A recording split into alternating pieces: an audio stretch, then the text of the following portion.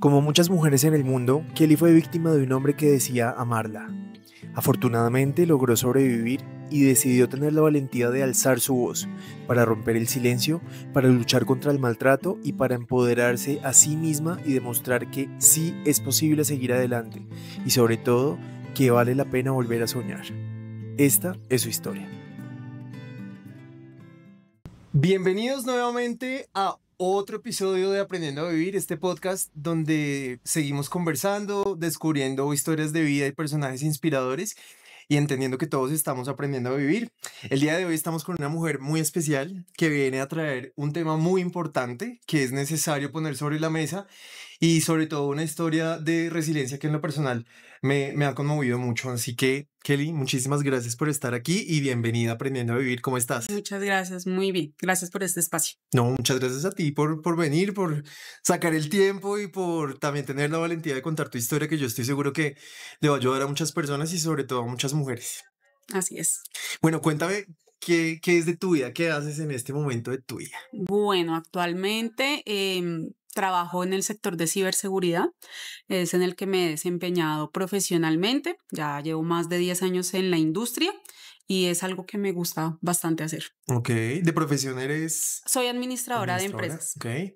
Ok, súper. ¿Y con quién vives? ¿Tienes pareja? Bueno, parece un poquito increíble, pero sí, actualmente tengo una familia hermosa, un hogar divino, tengo 2 hijos, tengo mi pareja con la que ya llevamos un poco más de 7 años y vivimos pues los 4. ¿Por qué dices que parece increíble?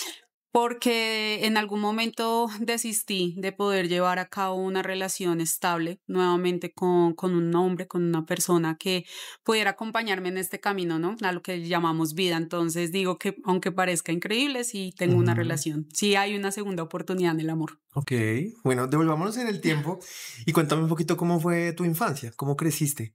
Bueno, yo crecí con mamá y papá, Ujú. soy la mayor, pues tengo otro hermano, él es menor que yo, 2 años no más, pero pues viví con ellos dos, ya hasta mi adolescencia, más o menos 15, 16 años, mis papás se separaron.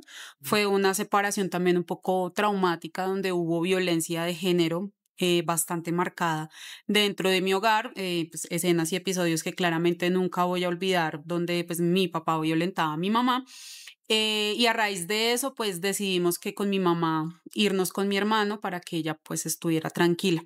Me gustaría entender también a partir de esa relación con tu papá, em, cómo ha sido tu relación a nivel afectivo, por ejemplo, con tus parejas. Eso fue un punto muy importante porque, pues si bien con mi papá yo no me he sentado a tener una conversación de, perdón, hija a papá, es algo que yo al interior he trabajado. O sea, hay perdón, pero no hay olvido, ¿sí? Perdono a mi papá por todo lo que nos hizo o lo que le hizo a mi mamá, que de alguna u otra manera influyó en la crianza de mi hermano y en la mía y en parte de cómo yo me desarrollé como mujer adulta. Pero pues eso es lo que tú dices, como que yo no voy a cargar ya más con ese peso. Suficiente tuve con cargarlo y ver sufrir mucho a mi mamá y ya después ver cómo yo como que repetí esa línea o ese patrón de violencia, ¿no? Esas relaciones después de lo de mi papá, pues sí me afectó un poco porque yo tuve hay una relación que fue con el papá de mi hijo mayor, ¿sí? Y pues fue una relación muy normal, muy tranquila, no hubo ahí ningún tipo de situación que me llamara o me alertara sobre alguna situación de violencia, ¿no? Simplemente fue que éramos muy jóvenes, yo quedé en embarazo y pues no se hizo cargo de la responsabilidad que lleva a ser pues padres. ¿Cuántos años tenías ahí? Más o menos estaba entre los 21 y 22 años. Ok. Entonces, pues yo decidí avanzar con el embarazo porque dentro de la mesa estaba el tema de aborto. Ujú. Pero yo continué con el apoyo de mi mamá y de mi hermano, di continuidad con el embarazo, nació Santiago, se llama Santiago, y ahí yo ya sabía que yo iba a ser madre soltera, algo que me costó mucho aceptar, porque independientemente como mis papás hayan terminado la relación, pues yo que me crié con mamá y papá en un seno familiar conformado por lo que llamamos familia. Entonces, para mí era como un poquito increíble saber que iba a ser la única de la familia que iba a ser madre soltera, la que iba a criar un hijo sola. Y como que ahí empecé yo a generarme cierta ansiedad, por llamarlo así, de tener que buscar a alguien con quien compartir y formar un hogar. y ahí pues se desencadena todo lo que me sucedió con la persona que yo después sostuve una relación. Entonces hablemos sobre esa relación. ¿Cómo era esta persona? ¿Cómo empezó? ¿Cómo se conocieron? Nosotros trabajábamos en la misma empresa.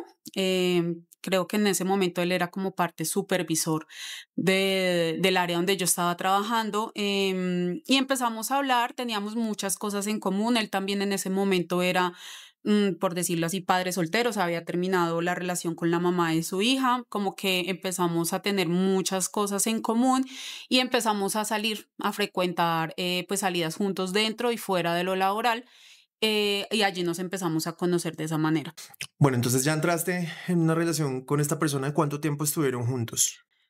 Más o menos un año, año y medio por mucho. Fue una relación muy intensa, o sea, de poquito tiempo, pero fue una relación muy intensa por lo mismo, porque manteníamos todo el tiempo juntos. Ujú. ¿Y cómo era él? De lo que recuerdo, pues inteligente, pues era el líder de una de las operaciones de la empresa, responsable, pues hogareño, lo que yo vi, pues nunca vi que tuviera algún tipo, no sé, de vicio o de algo que lo distrayera de sus temas profesionales o personales. Él nunca empezó a mostrar como ciertas señales de alerta, no sé, un comportamiento de pronto muy celoso o algo así. No, que yo recuerde al principio de la relación, no. Que yo haya visto en ese momento algún tipo de alerta o red flag, como le llamamos hoy en día, no. De pronto, pero eran muy ocasionales que sí me celaba con algún compañero de trabajo. Había uno en específico que sí me celaba con él, como que estás hablando mucho con él o es que qué vas a hacer, te vas a ver con él, pero pues yo la verdad lo veía algo como muy normal. O sea, yo en ese momento decía, si me celas porque me quiere, que es lo que a veces la mayoría de personas pensamos en que si hay algún acto negativo sobre uno es porque Es parte del amor. es parte del amor o en nombre del amor. Entonces como que eso, pero algo más allá no. ¿Y en qué momento te diste cuenta de la persona con la que estabas? Después de esa noche, después de lo que pasó, me di cuenta de lo que sucedió. Bueno, en sí, en ese día conocí realmente el monstruo que llevaba por dentro, pero un mes antes, unos meses antes, empezó a mostrar ciertas alertas que ya a mí me generaban mucha duda, mucha inseguridad, si yo me veía con él o no. Sí, justo para esa época, estamos hablando del 2014 más o menos, yo tomé la decisión de terminar la relación porque hubo una brecha entre nosotros profesional, pues me trasladaron a otra área y a otro edificio del trabajo donde estábamos, y ahí empecé a darme cuenta de muchas cosas. O sea, la empresa era muy grande, habían mucha gente trabajando en ella y casualmente dos personas que no se conocían entre ellas me empezaron a contar cosas. Chismes, lo Ok. que llamamos nosotros. Entonces, que lo vimos saliendo con tal persona, es que lo vemos, que está. Y yo como que empecé a ponerle cuidado a esas cosas y lo enfrenté. Nosotros terminamos más o menos como en junio del 2014 Ok. para esa fecha. Las tengo muy marcadas porque pues como que cronológicamente tengo muy claro lo que sucedió. Entonces nosotros terminamos, di tú pasaron 2, 3 semanas, no sé, y él empezó a volverme a contactar, a llamarme, a buscarme. Me llegaba de sorpresa, muchas veces me llamaba insistentemente, sin mentirte, me hacía 50, 60 llamadas en el día si yo no le contestaba. En esa época teníamos pues el tema de Messenger, del Skype, y me escribía por todo lado hasta que yo le respondiera. A veces simplemente me llamaba y me decía, ¿dónde estás? Y yo no, estoy acá en el paradero, pues esperando transporte. Ah, volteé a mirar hacia atrás y lo tenía detrás mío. O sea, y yo decía, pero ¿cómo si pues el trabajo, bueno? Pero pues eran cosas que yo en ese momento como que no pensaba algo negativo o que algo malo fuera a pasar. Yo ahí pensaba era como que, le estoy importando. Bueno, nosotros ahí nos empezamos a frecuentar, y en ese lapso de tiempo de julio a noviembre, que fueron los hechos, en esos meses pasaron muchas cosas. Él sí me tocaba mucho el tema psicológico en cuanto a mi físico. Él decía que una persona gordita como yo, nadie la iba a querer como él me quería, que los hombres solo me iban a ver por temas sexuales, que nadie me iba a amar como él lo hacía. Y eso en mí generó claramente cierta inseguridad como mujer de decir, nadie me va a ver con ojos de amor o con sentimientos de amor, simplemente me van a ver para algo o un objeto sexual. En ese momento yo no sabía que eso es un tipo de violencia también psicológica. Claro. Y eso él sí pues no me lo recalcaba muy seguido, pero cuando teníamos esos espacios como muy solos, eso sí me lo decía. Entonces esa noche no fue la excepción, esa noche me lo dijo, que pensara bien las cosas, que él quería volver conmigo, que nadie me iba a amar como él lo hacía, que así gordita, bueno. Me empezaba a decir esas cosas y yo ahí pues tomé la decisión, le dije, no, mira, ¿sabes qué? Este anillo mejor le pertenece a esta mujer, continúa con ella. Yo me acuerdo que yo le di el anillo y él cogió el anillo y lo botó y me cogió súper duro el brazo y me dijo, usted no se va de acá. Estábamos dentro del carro, me cogió y ahí fue la primera vez que yo vi o sentí como esa violencia ya física hacia mí. Lo llamo violencia porque me agarró muy duro Claro. y no me dejaba salir de donde estaba. Entonces esa noche pasó así, como que fue la primera red flag ya de violencia que yo vi hacia él, pero pues aún así como que yo no me percataba que de pronto podía ocurrir algo peor más adelante. Eso fue en octubre. Ya pues llegó noviembre. ¿Y eso se lo contaste a alguien, ese No, a episodio? nadie, absolutamente a nadie. Ya para el 14 de noviembre, que fue pues la fecha como tal de los hechos, de lo que ocurrió esa noche, ese día yo estaba estudiando. Yo me fui, tuve clase normal, pero casualmente ese día también salí temprano. Ya llevábamos unos días que no conversábamos bien, unos 2, 3 días con él. Casualmente ese día, esa tarde me escribió que a qué horas iba a salir, que qué iba a hacer. Yo le dije como, no voy a salir a las 8. Ay, paso, te recojo. Yo, no, no, no. Yo como salgo temprano, pues me voy para la casa. No, deja, yo te recojo, que no sé qué. Yo, no, no hay necesidad. Que sí, yo, bueno, está bien, pasa y me recoges. Pero pues siempre era una conversación así, muy plana. Efectivamente, él llegó sobre las 8 de la noche, yo salí de mi lugar de estudio, me subí al carro y solo una compañera del salón se dio cuenta que yo me subí pues a ese vehículo esa noche. Normal, me saludó normal, ¿cómo estás? ¿Cómo te fue? Me preguntó incluso que si ya había comido y pues me llevó hasta la casa. ¿Qué hora era más o menos ahí? 8 pasadas, más o Sábado. menos un sábado, Ok. sí. En el lugar donde yo vivía, en la parte de atrás, era una iglesia y esa iglesia pues es un callejón sin salida. Yo fui la que le dije a él, parquea ahí atrás. Ese día creo que pues no había tenido como un buen día, entonces como que eso que tú quieres hablar con alguien y pues como con él estábamos en esas negociaciones de ver si volvíamos o no volvíamos o qué pasaba, entonces yo le dije, parquea atrás que todavía pues tengo tiempo para hablar.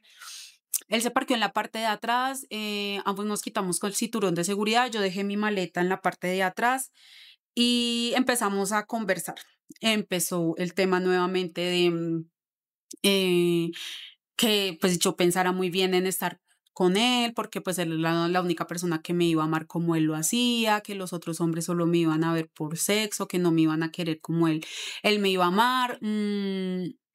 Y yo dentro de mí en ese momento alcancé a pensar como que, bueno, pues sí, tiene pues la razón, ¿no? O sea, él es una persona que ya me conoce y pues nadie me va a querer como él me está diciendo que me va a querer, pero yo en ese momento le dije, no, ¿sabes qué? Dejemos hasta aquí, muchas gracias, yo me bajo y hablamos otro día. En ese momento yo sentí que él se encaramó encima mío y con sus piernas pues me aseguró las rodillas, la cadera, perdón, y bajó el asiento del copiloto que era donde yo estaba acostada y empezó a decirme que yo no me estaba dando cuenta de todo lo que él estaba haciendo por mí, que yo no me estaba dando cuenta de todo lo que él estaba haciendo por estar conmigo y pues dijo las palabras mágicas, dijo que si yo no era para él, no era para nadie.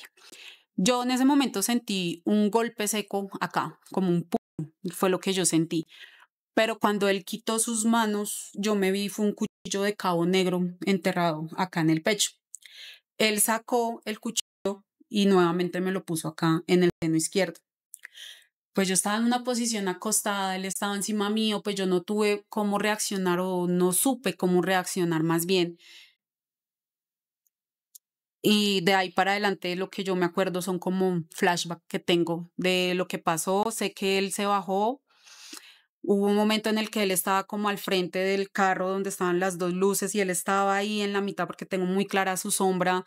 No sé qué pasó con el cuchillo, si él lo botó ahí o se lo llevó, no sé. Luego subió nuevamente al carro y me tapó con una chaqueta azul oscura que él tenía y arrancó el vehículo conmigo. Yo lo único que le decía era como, ¿por qué me hiciste esto? Él no me decía absolutamente nada. Y yo lo que hice fue como voltear a mirar por la ventana y yo reconocía lugares. Reconocí que me estaba llevando, no sé, hacia el norte porque vi los edificios de la 72 con 11. Yo vi esos edificios y yo le preguntaba a él que para dónde me llevaba, él no me hablaba en absoluto. Yo en ese momento, pues claramente pasaron muchas cosas por mi cabeza, como abrí Pero la ¿tú qué puerta. sentías? ¿Dolor? En ese ¿O momento no nada. sentías nada, pero eras consciente de que te había pasado o estabas No, o hecho sea, como... sí, yo creo que Sancho, porque yo vi el cuchillo, yo vi cómo me lo puso acá, cómo me lo volvió a poner acá, pero yo en ese momento no sentía dolor. Lo que yo sí sentía era como toda esta parte caliente, asumo yo que era la sangre que estaba ya saliendo del cuerpo. No tengo registros fotográficos, no tengo registros de cómo estaba esa noche, entonces todo lo que yo digo asumo por las sensaciones que en ese momento sentía. Yo sentía que el cuerpo se movía de cierta manera, como cuando el carro pasa como por una trocha, una vía destapada, y yo volteaba a mirar hacia este lado y yo ya empecé fue a ver una pared de montaña. Yo ya no veía edificios, yo ya no veía nada, yo veía una pared de montaña y la posición de mi cuerpo era hacia atrás, o sea, como si fuéramos subiendo. Luego vi una virgen, de esas vírgenes que uno ve pues en la En las carretera, carreteras, claro. y de un momento a otro, un silencio total,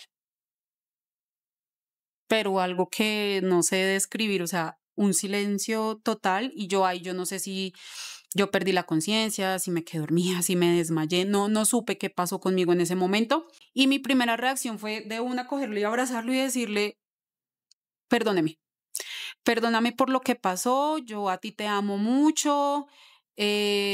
Yo empecé a decirle muchas cosas, yo lo único que hice fue abrazarlo, empezarle a decirle que lo amaba mucho, que me perdonara, que yo sí quería estar con él.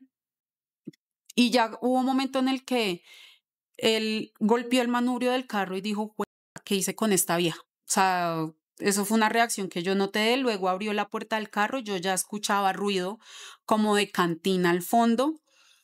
Luego me acuerdo que él abrió la puerta de atrás, sacó mi maleta, la metió en el baúl, o sea, todo por los sonidos. Y luego volví, se subió al carro y arrancó el vehículo.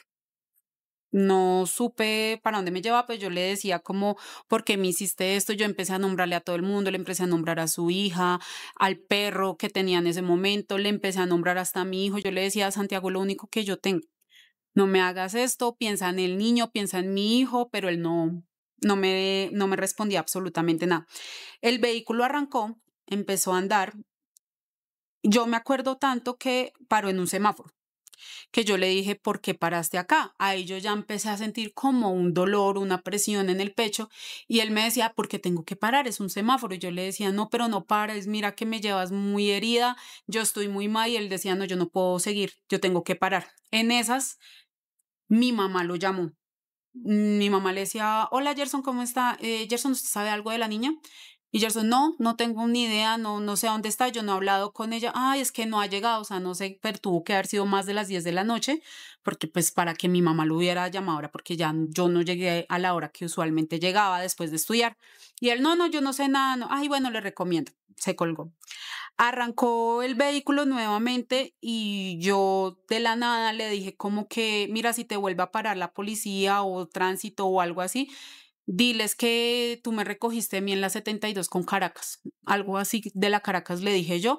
Le dices que a mí me robaron y que el primer contacto que llamé fuiste tú. Y él empezó a repetir todo eso que yo le decía. Como que, ok, que te atracaron en la 72 con Caracas, que yo te recogí, que tú me llamaste. Y yo, sí. Y empezamos como que a armar una coartada. Eso después, pues medicina legal me dice que era como un instinto de supervivencia que yo tuve en ese momento como para salvaguardar mi vida, porque la tenía pues en peligro, pero pues yo en ese momento no tenía ni idea. Luego lo llamó la hermana y le decía Yeye, porque le decían Yeye. Yeye, es que me está llamando la mamá de Kelly, ¿usted sabe algo de ella? No, no sé, Lala, creo que le decía. No, Lala, yo no tengo ni idea, yo no sé nada, yo hace rato no hablo con Kelly. Ah, bueno, listo, entonces yo le digo y ya colgando, pero yo tampoco es, pues, o sea, gritar o algo así no me daba, a mí físicamente el cuerpo no me da. Claro, además porque ya seguramente para ese momento ya habías perdido mucha sangre. Sí, supongo que sí, bastante, entonces como que no, hubo un momento en el que él subió el puente de la autopista norte con 94, que es donde queda como el Compensar. Me acuerdo bien porque yo volteé a mirar hacia este lado y vi el Listo. edificio de Compensar. Ya ahí en ese momento yo físicamente sentí que no iba a dar más. O sea, sentí un dolor muy fuerte en el pecho, yo sentía que todo esto estaba mojado, yo me sentía muy mojada como en esta parte de la cabeza. Yo ahí me volteé y le dije que me perdonara por todo lo que había pasado, que me perdonara si en algún momento le hice daño y que cuidara a Santiago, que él sabía que era lo único que yo tenía y que él tenía en esta vida, pues era yo, y que le recomendaba a Santiago. Yo me acuerdo que yo volteé la cara para este lado y ya, no me acuerdo pues de más. Ahí ya lo que siento yo es que él me empieza como a empujar, como a decir, Kelly, no se vaya, Kelly, Kelly", pero de una manera brusca que yo ya internamente sabía que yo no iba a reaccionar, o sea, yo como que ya me estaba yendo, ¿sí? Yo me estaba despertando, ya me estaba era pues yendo, la verdad, no tenía fuerza, no tenía energía, no podía respirar bien. Y después de un momento a otro sentí que el carro como que se movió muy bruscamente. Luego vi que abrieron la puerta del copiloto y vi 3 personas vestidas de blanco. De ahí no me acuerdo de más. Luego me acuerdo que yo escuchaba una voz femenina que me decía, no le encuentro la herida principal a esta mamita, toca romper la ropa. No me acuerdo de más. Luego me acuerdo de que la misma voz femenina ya estaba encima mío y me tenía las manos acá. Pero ahí yo creo que yo reaccioné y lo primero que dije fue Santiago, o sea, Santiago, Santiago. Y la doctora me decía como tranquila, mamá, tenemos todo bajo control, pero no me acuerdo absolutamente nada. O sea, tu angustia era tu hijo. Santiago, sí. Santi, él fue el que estuvo presente en mi mente esa noche. Y gracias a él es que yo estoy viva. Llegas a la clínica, escuchas esto y ahí ya, ¿qué sucede después de eso? Como él me llevó a una clínica y dijo que era un presunto caso de atraco, pues llamaron a la policía se puso en contacto con mi mamá llegó a la clínica, él estaba ahí, él todos esos días mientras yo estaba inconsciente, él estuvo presente. Mi mamá me dice que cuando ya estaba llegando la ambulancia, empezó pues a sonar la alerta o la alarma de que era un código rojo para que todas las unidades de emergencia se alistaran. En esa llegó la ambulancia, bajaron la camilla, iba conmigo, pero yo ya iba tapada con una sábana blanca. El médico le dijo, pues mire que sea ella y despídase o mírela.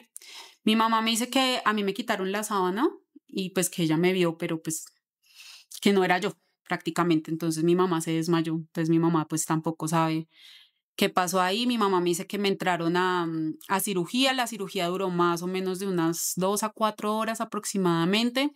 Luego bajó el médico y le dijo, si ustedes creen en Dios, pídanle a Él, porque yo le hice lo que estaba humanamente en mis manos, pero la decisión es de Él. Ella llegó en un estado muy grave.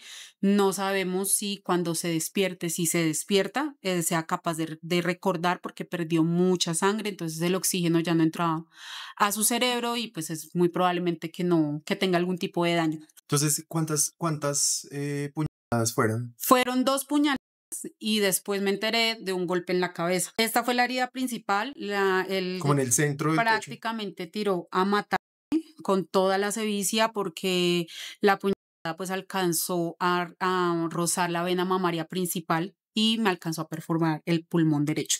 Oh. Entonces, cuando me entraron a emergencia, a la cirugía de urgencia fue una tocarotomía, si creo que se pronuncia así, que prácticamente por emergencia te abren toda la caja torácica para drenar el líquido, sangre que haya dentro de la caja y el pulmón. Entonces, es a raíz de eso, pues claramente me quebraron 2, 3 huesos de las costillas y pues la recuperación, pues claramente fue muy dolorosa y pues en esta parte del cuerpo, pues yo tengo muchas cicatrices pues a raíz de esa noche. ¿Y cuántos días estuviste inconsciente? La verdad no recuerdo, pero más o menos unos 3, 4 días. O sea, pues me pusieron en coma inducido. Estuve, tuve tórax y estuve también intubada. Me acuerdo mucho que cuando ya como que trataron de despertarme para ver yo cómo precisamente reaccionaba, si me acordaba de todo y demás. Yo me acuerdo que mi hermano estaba de este lado y él me estaba consintiendo así la mano y él me decía que él ya sabía todo lo que había pasado. No sé si de pronto mi subconsciente entendió que sabía quién fue el que me hizo todo eso. En ese momento me quitaron el tubo de la garganta y cuando me lo quitaron mi hermano dice que yo pronuncié Gerson. Yo sí me acuerdo que él me estaba haciendo como así y hubo un momento que cuando yo lo nombré él quedó así. y volvió y empezó a hacerme así como que tranquila, que yo O ya sea, tú sé. estabas como medianamente consciente, como Sí, en un pero pues estado de no, coma. sí, o sea, como que recién me estaba despertando de, supongo yo, de la anestesia, de lo que estaba en ese estado en ese momento, pero que yo pronuncié esas palabras. Y ahí fue cuando ya mi mamá dijo, no, pues pudo haber sido él, ¿qué vamos a hacer? Mi hermano empezó también como a atar cabos, como a hacer un orden cronológico, yo a qué hora salí, quién fue el último en verme, qué frecuenté, si él me recogió, entonces se dieron cuenta que él efectivamente había sido el que me había recogido esa noche, entonces como que hubo más indicios de que no fue un atraco, sino que era algo de pronto que había pasado mayor. Eso lo tuvieron en cuenta ellos para poder ya tener una orden de captura, como que ponerlo a él como principal sospechoso de lo que pasó. Y efectivamente, pues así pasó como para empezar ya una red de que él no se fuera a escapar, aunque él esos días, no sé cuántos días yo estuve en la clínica, él estuvo ahí pendiente, pero a él no lo dejaban entrar. Ya como que empezó un tema de seguridad, como que no lo dejaran que yo me acerque, que él se acercara a mí. Entonces, ¿cómo fue ese proceso de captura? O sea, ¿cómo hicieron para que lo capturaran? Bueno, cuando pues yo hablé sobre los hechos que ocurrieron, tomaron la declaración de denuncia y ahí ya empiezan como la parte de mirar cómo lo pueden capturar sin que pues esta persona se dé cuenta que lo están buscando. Pues le dijeron a mi hermano como llámelo, dígale que su hermana ya despertó, que pues venga a verla y nosotros vamos a estar afuera de la clínica vestidos de civil. Y en el momento en que él se acerque a usted, pues lo atrapamos, pero pues no, como calmado, sereno, que no se vaya a dar cuenta porque pues podemos correr el riesgo de que se escape. También alertaron pues al sistema de seguridad de la clínica que nadie me podía ver, que nadie podía acercarse a mí o que pudiera entrar a la unidad de cuidados intensivos donde yo estaba, sino solo mi mamá en ese momento. Mm. Pero también ya hubo como un retrato hablado de él que repartieron al interno de la clínica para que no, pues para que lo identificaran si de pronto lo veían por ahí. Y así fue, mi hermano pues ya me dice que a él lo llamó, le dijo, mi hermana ya se despertó, véngase ya para acá. Llegó con la mamá, con el papá y con la hermana. Cuando mi hermano dice, yo lo tuve de frente y yo sabía que se estaban acercando pues los de la policía, mi primera reacción y por instinto fue golpearlo. Lo golpeó, del golpe que le dio, pues lo dejó inconsciente. Entonces, pues claramente ahí como que tuvieron que coger a mi hermano y lo tuvieron que coger también a él. Pues entiendo obviamente el dolor, no solamente de un hermano, sino de un familiar, de enterarse de lo que le pasó a alguien, pues es Sí. algo como que pues normal que haya pasado. Ya cuando a él lo entran a la clínica para como despertarlo, prestarle los primeros auxilios a él para que se despierte, ya pues le leen como que su orden de captura, le dicen que por qué lo están capturando, le ponen las esposas y pues lo suben al carro. Mi mamá tuvo que acompañarlo, pues acompañarlos como tal hasta Palo Quemado, pues para el tema de la denuncia, para el avance, bueno, y todo eso. Mi mamá me dice que cuando llegaron a Palo Quemado, a él lo estaban bajando del carro y lo iban a ingresar ya a las instalaciones y que él se le acercó a la mamá y le dijo algo en el oído y que lo que hizo la mamá fue como cogerse la cabeza, como golpearse. Bueno, no recuerdo muy bien cómo fue lo que pasó, pero pues suponemos que él le estaba diciendo que pues sí fue él el que había cometido pues lo que pasó. ¿Y cuánto tiempo entonces estuviste hospitalizada? ¿Cuánto tiempo duró esa recuperación? Pues que yo recuerde, más o menos fueron como unos 8 o 10 días. O sea, los primeros días pues que estuve en la UCI, luego me pasaron a una habitación y de ahí en adelante, pues nada, ya pues yo salí de la clínica. Obviamente fue un proceso de recuperación físico muy fuerte porque pues tenía el pulmón derecho muy lacerado, las cicatrices obviamente bastante extensas en nivel de pues de ya como tuvieron que hacerme las cicatrices, también pues la ruptura de las costillas, pues muy doloroso, sinceramente. Y ya con esa recuperación en casa, yo lo que empecé a hacer fue averiguar qué había pasado. ¿Qué pasó? Ahora, pues, ¿qué tengo que hacer yo? ¿A dónde tengo que ir? En ese momento todavía como que yo no sentía un miedo latente de pronto de que algo estuviera pasando ya en el proceso judicial, sino como que ahora era como que, bueno, ¿y ahora qué? ¿Qué tengo que hacer? ¿A dónde tengo que ir? Me acuerdo Claro, también tanto. porque debe haber mucha desinformación, ¿no? Para entender cómo es el proceso, dónde se denuncia, quién me llama, dónde reporto, quién me Tal cual. acompaña. O sea, de repente también hay en la posición de la víctima, existe mucha desinformación. ¿Y cómo fue ese acompañamiento? O sea, como, En ese momento estaba como en auge la campaña de la línea púrpura, que es la línea 155, que es la línea de atención para violencias hacia la mujer, ujú, donde tú puedes llamar, denunciar o simplemente hablar con alguien por algo que estés sintiendo en ese momento. Pues yo en ese momento vi como esa propaganda, por decirlo así, y yo dije, bueno, va a ser el momento de saber qué puedo hacer. O sea, yo en ese momento empecé a buscar opciones de qué podía hacer yo desde mi posición. Todavía yo no me creía el cuento de que yo era la víctima de un sistema judicial precario, que era la víctima de una persona que quiso acabar con mi vida por el simplemente hecho de ser mujer y porque simplemente dije, no quiero continuar más con usted. A él lo tenían en casa por cárcel, cosa que yo llegué a apelar claramente porque me parece muy injusto. O sea, una persona que casi acaba con la vida de otro ser humano que estuviera pues tan tranquilamente en su casa, todavía es algo que yo digo no debe pasar porque es alguien que sí representa un peligro para la sociedad. Ahí me enfrenté a otro proceso que es el judicial. El sistema judicial en ese momento fue muy duro porque me sentí muy sola durante todo ese proceso. Luego, pues tuve la oportunidad de estar acompañada jurídicamente por la Secretaría de la Mujer. También fue un poco tedioso al inicio poder llegar a contactarlos a ellos, a ellas, a quien fue mi representante también, porque pues en ese momento como que apenas estaba como en auge todo el tema del feminismo. Recién había salido la ley de Rosa Elvira, cosa que a mí no me acobijó o no me aplicó. El delito por el cual lo imputaron a él fue una tentativa de con agravante por el hecho de ser mujer, que básicamente pues no es nada, ¿sí? No es nada a lo que hoy en día la ley puede llegar a cubrir a una mujer que llega a ser víctima de un intento de femicidio ya por el hecho de ser mujer. Entonces, sí me vi enfrentada tristemente a una justicia muy precaria, que abandona mucho a la víctima, que no tenía en ese momento las herramientas suficientes para poder ayudar a afrontarlo. Yo no me daba cuenta la magnitud que se veía venir, o sea, eso era como una bolita de nieve que iba creciendo, pero yo estaba abajo de la montaña, entonces yo no veía lo que se me iba a venir encima. Y ya después fue cuando, pues yo me acuerdo tanto que fue mi mamá o ella la que me dijo, como, ¿por qué no llama a la gente que nos atendió esa noche la denuncia?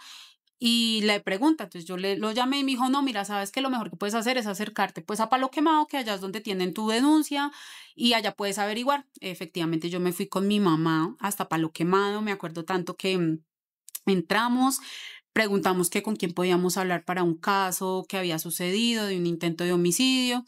Me hicieron entrar hacia donde estaba la fiscal, una mujer, Luz Esmeralda Blandón, nunca se me va a olvidar ese nombre. Ella me recibió y me dijo, ah, tú eres la del caso de la Calera.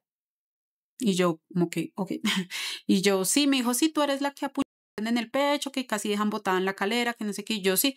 Me dijo, ay, no te preocupes, aquí él llegó llorando, arrepentido de lo que pasó, entonces eso nos facilita las vías judiciales. Tú tranquila, enfócate en tu recuperación, tranquila, no, eso avanza solito. Y yo, pero no tengo que hacer algo yo. No, no, tranquila, ve tú, recupérate que eso avanza solito. A mí eso me causó pues mucha curiosidad, como mucha intriga y yo pues ahí no me quedé quieta, claro. claramente. ¿Y cómo así que de la calera? ¿Por qué de la calera? ¿Y por qué sabían que te iba a dejar Porque abandonado? efectivamente él me iba a llevar a la calera a dejarme abandonada. De pronto, por lo que yo les había comentado como al inicio, el chiste que hice de muy mal gusto, de decir aquí pueden cometer el crimen perfecto, dejan a la persona botada, nadie la encuentra, entonces asumimos que él estaba haciendo como ese mismo recorrido. Claro, por lo que tú recuerdas Sí, del pues es algo trayecto y que yo demás. asimilo, no estoy diciendo que sea así, pero pues todos los indicios da a que pues eso era lo que él quería apuntar. Claro, porque además iba en carretera, de subida. Psicológicamente, ¿cómo fue ese acompañamiento? O sea, porque además no era solamente tú, era también tu familia, o sea, el dolor de tu hermano, el dolor de tu mamá y quién los acompañó en ese proceso o cómo hicieron ustedes para poderlo manejar. Como familia no tuvimos un acompañamiento psicológico ni terapéutico como tal. La Secretaría de la Mujer claramente le presta a uno una ayuda que se llama dupla, que es una psicóloga y una terapeuta ocupacional. Ellas dos hicieron, pues me acompañaron en cierto punto del proceso, pero fue un proceso que no fue muy seguido o yo no lo sentí tan bien acompañado en ese momento, ¿sí? ¿Por qué? Porque yo tenía dos opciones. o enfocarme en mi recuperación física y emocional, o enfocarme en que mi familia me viera bien y hacer que nada pasó, que aquí pues yo estaba bien y que yo podía con todo. Entonces yo como que empecé a verme al espejo de un día que escuché hablar a mi mamá con alguna tía, supongo, de decir que pues ella estaba muy mal de verme como me veía, que ella se sentía mal de saber lo que me pasó y pues que era muy duro. Esa conversación a mí se me quedó grabada y yo dije, tengo dos opciones, o sumirme en un dolor profundo del por qué me pasó esto a mí, o salir adelante por ellos, por mi hermano, por mi mamá y por mi hijo.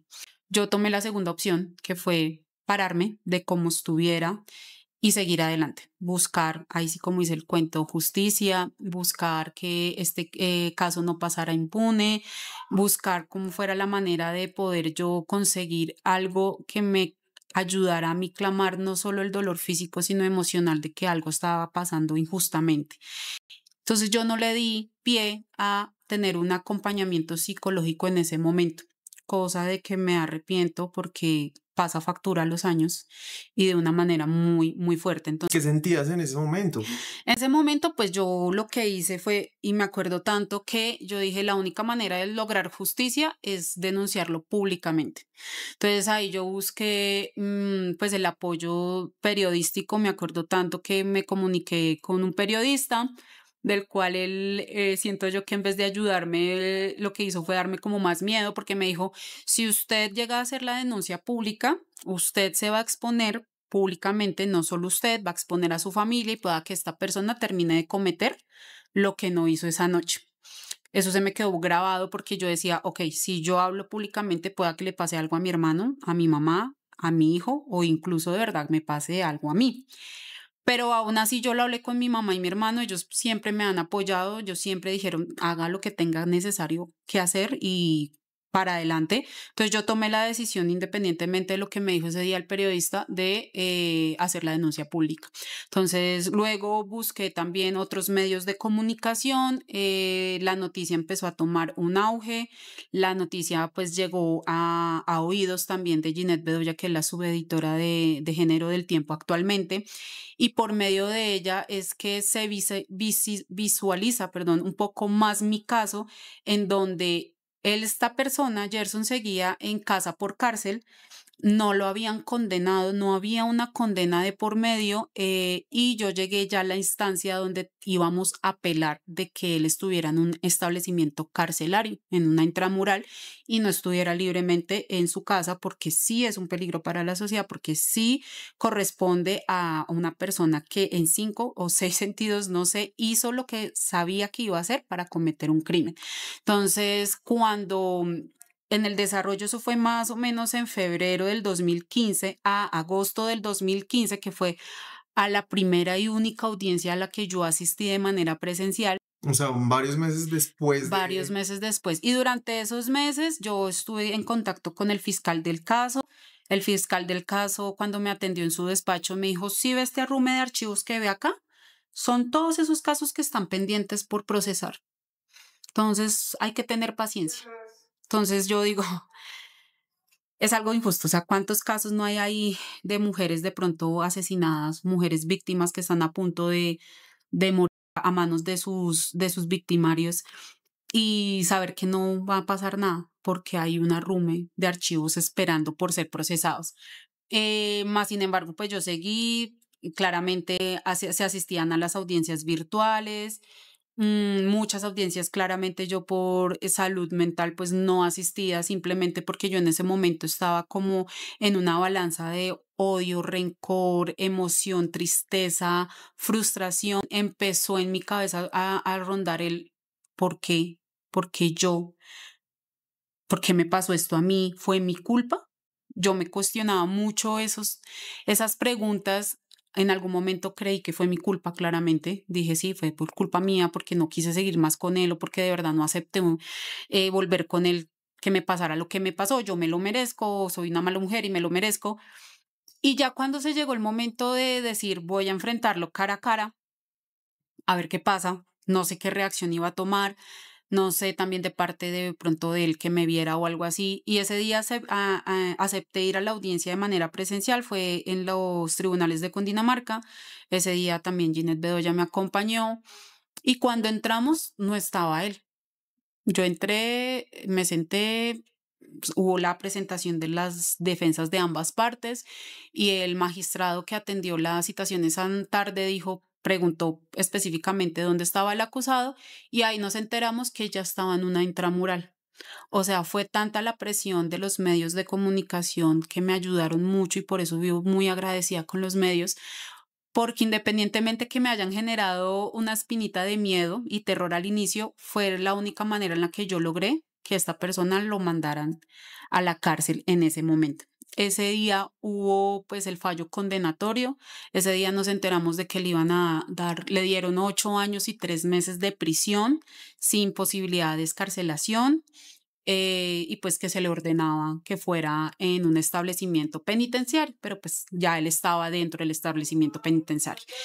Y pues hasta ahí como que tuve noción de las audiencias, luego hubo otras audiencias ya de reparación de víctima, donde él tenía que pues cancelar cierta suma económica por los daños causados, no solo físicos, sino psicológicos a mi persona y a mi familia, de los cuales nunca vi reflejado un solo centavo de esa reparación porque él durante el proceso inicial, o sea, los primeros meses del 2015, hay un artículo de la Constitución que dice que no se puede desajenar la persona que está siendo procesada, de los bienes inmuebles que tenga en ese momento y él lo que hizo fue desajenarse de un bien inmueble que estaba a cargo de él y pues como que eso fue un paso de ellos de ventaja a decir, pues estoy en bancarrota, no tengo cómo responder económicamente frente a este caso.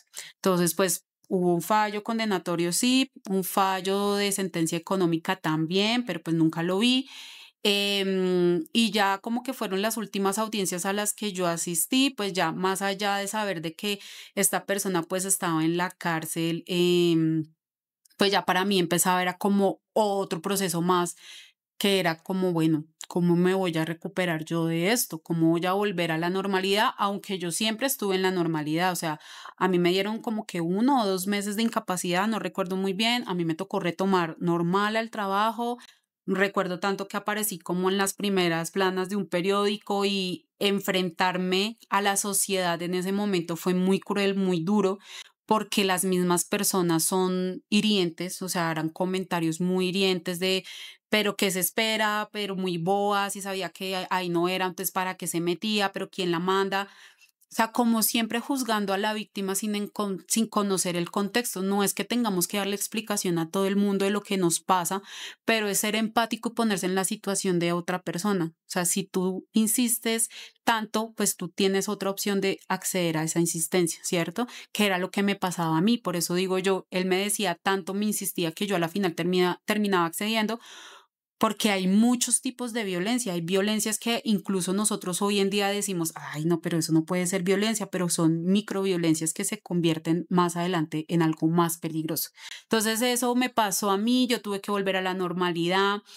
De ahí el tema fue un poco duro como persona porque yo me empecé a encerrar en mí misma. Yo no hablaba con nadie, yo no confiaba en las personas, iba al trabajo, pero iba por cumplir, pero siempre con el temor de qué pasaba si de pronto me encontraba a alguien, a su familia, a su hermana, em, el miedo latente de que algo me pasara o peor aún, el miedo latente en mi cabeza de decir fue culpa suya y a usted le está pasando todo esto porque realmente fue su culpa y ya empezar a tener otros tipos de pensamientos como si fue mi culpa, yo qué hago acá, o si yo me lo merezco, pues no debería estar acá. O sea, armé o se hizo tanto un escándalo o se habló tanto en los medios que ahora la gente me conoce por eso Ujú, y más la percepción, ¿no? O sea, también los medios son muy amarillistas ujú. y la puñalada, el cuchillo, esas cosas como que le llegan a uno a tocar muy fuerte Mm. y son cosas que uno no sabe cómo manejar. Yo no supe cómo manejarlas en ese momento. Claro, sí, tiene una connotación muy negativa y también yo creo que estar en el centro de la mirada pública por algo que finalmente tú no escogiste. y que es tan lamentable, pues no debe ser nada bonito para nadie y sobre todo sin tener acompañamiento, ¿no? O sea, como que de alguna manera sí te sentiste pues desamparada. Yo digo que esa noche claramente una parte de Kelly murió ese día y volverme a reconstruir ha sido un trabajo bastante complejo, bastante fuerte, volverme a encontrar, volver a ser yo, volver a recuperar esa esencia. Ha sido un trabajo que a pesar de que pasen los años, es un trabajo que sigo haciendo. Pueda que haya perdón hacia él, pero no olvido. Y yo tengo cicatrices físicas y emocionales que me recuerdan todos los días o cuando vienen esos flashbacks, lo que pasó. Yo tuve que hacer un stop en mi vida y eso fue gracias a mi mamá, porque yo me estaba sumiendo mucho en una depresión donde yo como que no le veía salida a lo que estaba pasando. Yo sentía que todo había sido mi culpa, que había expuesto ahora a mi hijo, a mi mamá, a mi hermano, que yo también estaba expuesta, como que no tenía alguien que me protegiera en ese momento y yo pues decía lo fácil es poder terminar con mi vida y no le voy a hacer nada a nadie, daño a nadie. Y pues mi mamá se queda con Santi, mi hermano pues va a estar ahí acompañándolos y ya, o sea, yo vi como esa vía fácil.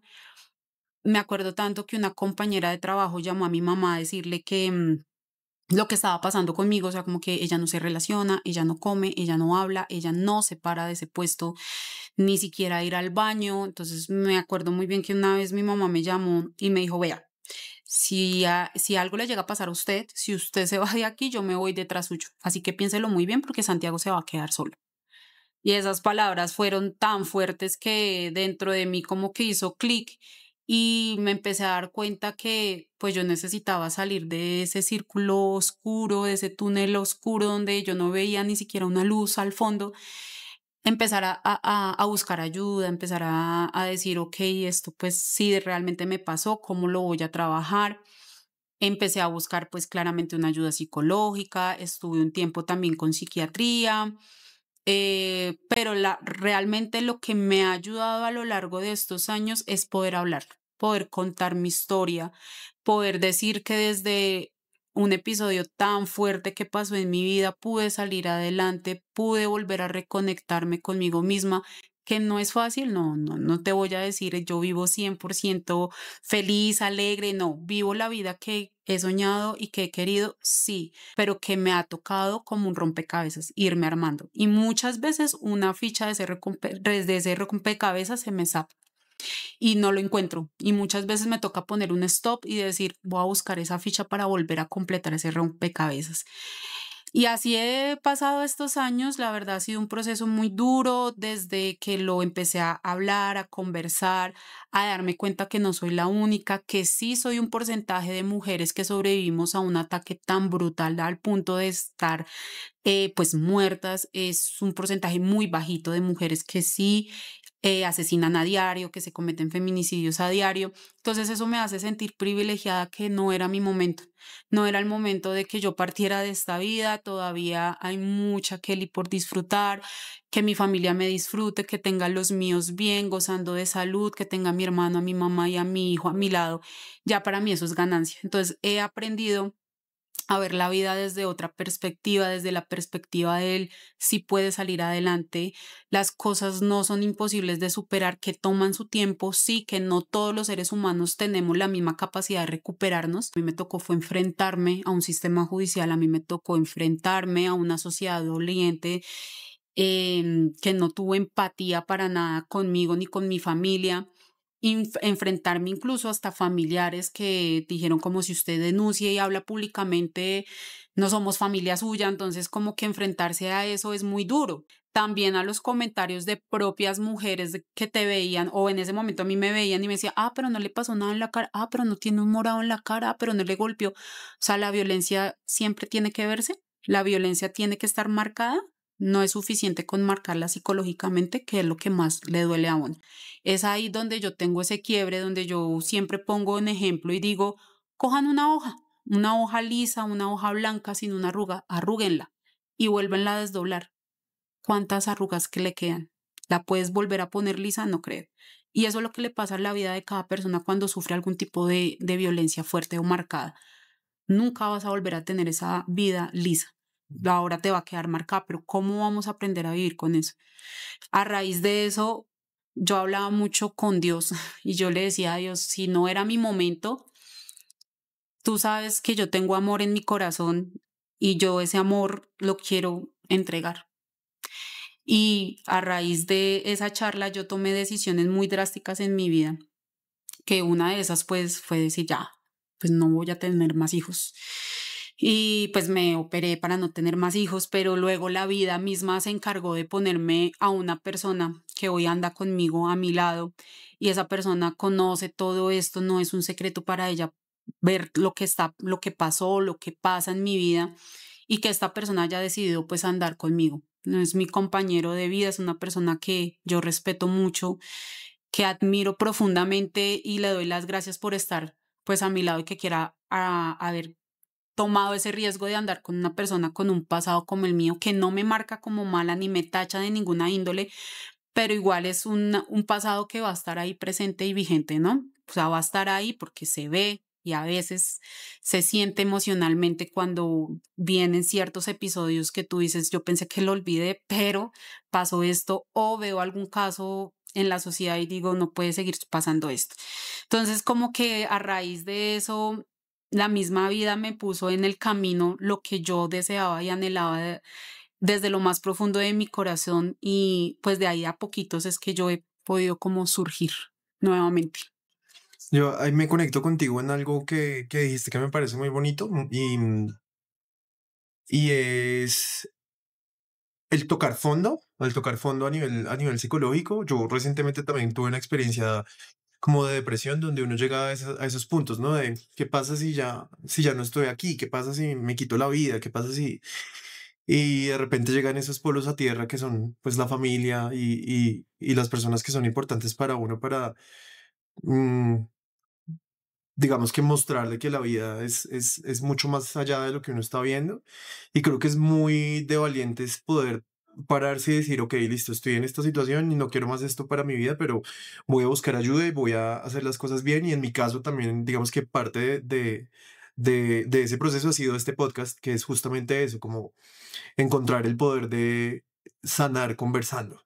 Ujú. Y eso, digamos que te lo aplaudo y te lo agradezco porque no todo el mundo tiene ese coraje, no todo el mundo tiene ese coraje de reconocer su vulnerabilidad, de pararse y decir, sí, a mí me pasó esto, pero en este momento pues mi vida es diferente y a través de esas conversaciones uno de verdad no sabe cuánto le puede ayudar a otras personas, pero también se puede ayudar a uno mismo, porque de verdad conversar es una catarsis muy grande, entonces pues me parece muy bonito que hayas podido hacerlo y que lo sigas haciendo. Recuerden que son ustedes quienes también pueden participar y enviar sus preguntas para conocer un poco más sobre las historias de nuestros invitados, así que como en cada capítulo, vamos con la pregunta del día. Hola, mi nombre es Carlos y quisiera saber desde tu experiencia cuáles consideras son algunas señales de alarma para prevenir una situación de maltrato a tiempo. Gracias. Bueno, yo digo que a veces nosotras naturalizamos en nombre del amor muchas microviolencias de simplemente naturalizar el hecho de que nos celen, de que nos digan usted no sale con tal persona, también el hecho que te digan, es que usted no sé, es bien boba, bien estúpida, y cómo no va a poder cocinar, cómo no va a poder hacer un arroz bien, todo eso son La ropa que te pones. la ropa, y eso es un punto importante porque hoy en día pues estamos acostumbrados a una sociedad de decir, somos dueñas de nuestro cuerpo, somos dueñas de nosotros y sí, si tú te sientes bien vistiéndote con una trucita y unas pantaloneticas y te ves divina y te sientes divina, así a ti nadie te puede decir que no te lo pongas y mucho menos la persona que dice que te ama y que te respete, que te valora como estás, pero también te dice, ay, no, póngase mejor, no sé, el vestido que le da hasta el tobillo y póngase una bufanda y no se maquille porque no me gusta verla así. Al contrario, si uno tiene la capacidad de decirle a esa otra persona, me encanta cómo te ves así arreglada, esa blusa te queda divina, de pronto ponte algo de color, no sé, son tantas cosas que también se pueden demostrar desde el amor y el respeto sin necesidad de que empiece a generarse como algo de violencia psicológica, ¿no? Porque te empiezan como a meter a ti un bichito ahí como que ¿será que ya me pongo esa blusa? Pero si me pongo esa blusa de pronto se me marcan los senos, de pronto se me marca el brazo y empiezan a uno a generar inseguridades. Y eso es como un sistema. Entonces empiezas a tener inseguridades por parte de ti misma, pero también inseguridades que te marca tu pareja, la persona que dice que te ama. O sea, a mí minutos antes, días antes, horas antes, esta persona me decía que me amaba y me respetaba y que me quería como yo estuviera y que ningún otro hombre me iba a ver como él me veía y que los demás hombres me iban a ver solo con una connotación sexual. Pero ¿qué pasó? Fue la misma persona que me quiso quitar la vida. Eso generó en mí un tema de inseguridad muy fuerte en el cual yo no me valoraba como mujer, donde yo me veía en el espejo y yo decía, yo no soy suficiente para una persona. A mí la persona no me va a ver con una connotación emocional o sentimental de decir, sí, esta mujer vale la pena, esta mujer es hermosa como es. No, a mí eso se afectó mucho a raíz de esos comentarios que hizo esta persona en nombre del amor y en el cual yo tuve que trabajar muy fuertemente para poderme ver en el espejo y decir, sí, soy bonita como soy y yo merezco un amor bonito y sano. Eso fue algo muy duro y que a veces hoy en día yo me veo en el espejo y digo, ¿será que es algo así? ¿Será que no? ¿Será que incomoda? Porque eso genera en uno una semilla. Entonces, hay muchas microviolencias, las financieras, de soy yo el proveedor de esta casa y pues se gasta lo que yo diga porque, no sé, usted no tiene derecho a comprarse algo o no hay necesidad de comprarle a usted porque para qué si mantiene acá en la casa o a los niños, no sé, porque también hay mujeres que viven bajo un mismo seno de una persona que es también responsable de sus hijos y como que no da para ellos también. Se vuelve todo un sistema que nosotras a veces, vuelvo y digo, confundimos en el nombre del amor, confundimos en un estado, esto es normal, o pues sí, tiene razón, me lo merezco, pero no vemos más allá, somos somos seres humanos. A nosotros nos quitan los genitales y somos iguales, Ujú. somos el mismo esqueleto, somos los mismos huesos. ¿Qué tenemos de diferente? A raíz de las historias que a nosotros nos han enmarcado que los hombres tienen más poder que las Ujú. mujeres, y no es así. Y desafortunadamente estamos en una sociedad muy machista. Todavía estamos en una sociedad muy machista que a pesar de que tratemos de igualarlas en ciertos campos profesionales, hay mucha brecha, demasiada brecha. Y hay un tema de género que uno a veces no se explica cómo puede llegar a suceder eso en pleno siglo XXI y dice, ¿todavía pasa esto? Sí, todavía pasa. Por lo menos el estado o acá en Bogotá el distrito tiene un violentómetro que te ayuda como a identificar los tipos de violencia desde la más sencilla, básica, como los celos, como el manejo de ira de la pareja hacia ti, hasta ya puntos muy altos que te dicen está en riesgo tu vida, está en riesgo tu ser, tu integridad, pilas. Ojo, acá hay algo que debemos hacer. Eso lo implanta el sistema, el mismo sistema, porque hoy en día ya se está volviendo como muy natural el hecho de denunciar, de hablar, pero también de las mujeres, o sea, todos los días se están matando una, dos. Lo que llevamos del año, si mal no estoy, en Colombia van 325 mujeres asesinadas y marcadas como un feminismo. Entonces, ¿qué está pasando también con el sistema? Tenemos las herramientas, pero no sabemos manejarlas. Nos dicen que hablen, pero no tenemos apoyo. ¿Cuántas mujeres no buscan tener un apoyo sistemático judicial y apoyo psicológico? Y muchas veces no hay un puente de conexión o muchas veces las mujeres las incentivan a hablar, pero las dejan solas en el camino. Ahí es donde nosotras volvemos y recaemos y decimos, pues sí, estoy siendo violentada, pero no tengo a dónde ir, no tengo quien me escuche, no tengo quien me apoye. Y ahí es donde pasa. ¿Cuántas mujeres no han denunciado? ¿Cuántas mujeres no han puesto denuncias ante la fiscalía, ante la policía, ante la Secretaría de la Mujer y resultan muertas con procesos judiciales vigentes? Entonces, es un llamado de atención también a las instituciones y decir, ¿qué está pasando? ¿Está mal la ruta de atención o necesitamos reforzar la ruta de atención porque estamos como que en el mismo camino? Desde lo que me pasó a mí al día de hoy, pueda que haya más visibilidad, más herramientas, pero no están siendo suficientes para proteger la integridad de las mujeres que nos están faltando día a día.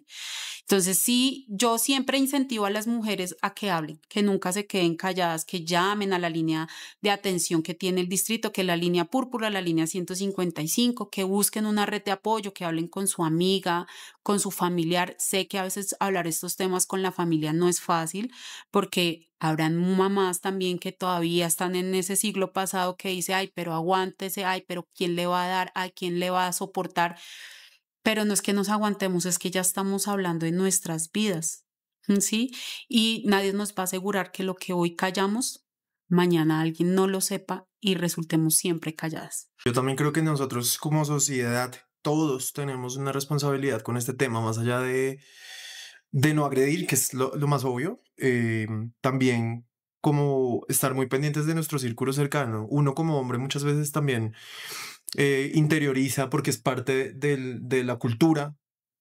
Ciertos comportamientos machistas, pero también uno como hombre puede pues pararse en la raya y alzar la voz cuando algo no está bien, ¿no? Y estar pendientes de los demás, porque a veces yo creo que muchas mujeres también en su proceso de enamoramiento dentro de sus propias relaciones ni siquiera se dan cuenta que están siendo víctimas de algún tipo de maltrato. Y es como, si yo veo que alguna amiga, por ejemplo, o a mi hermana, a mi mamá o cualquier mujer que está a mi alrededor está viviendo algún tipo de violencias, pues lo más correcto en ese caso es al menos hacerla caer en cuenta y decirle como, oye, y te abro la puerta para que si en algún momento necesitas ayuda, pues sepas que aquí voy a estar para ti y que vamos a buscar una solución. Creo que ese es el conducto regular y creo que también aprovecho como para hacer la invitación a las personas que de repente van a ver este podcast para que todos estemos pendientes y nos cuidemos entre nosotros porque hay que saber y hay que entender que la violencia de género es una realidad, que es algo que si todos analizamos es al menos alguna mujer de nuestro círculo cercano ha sido víctima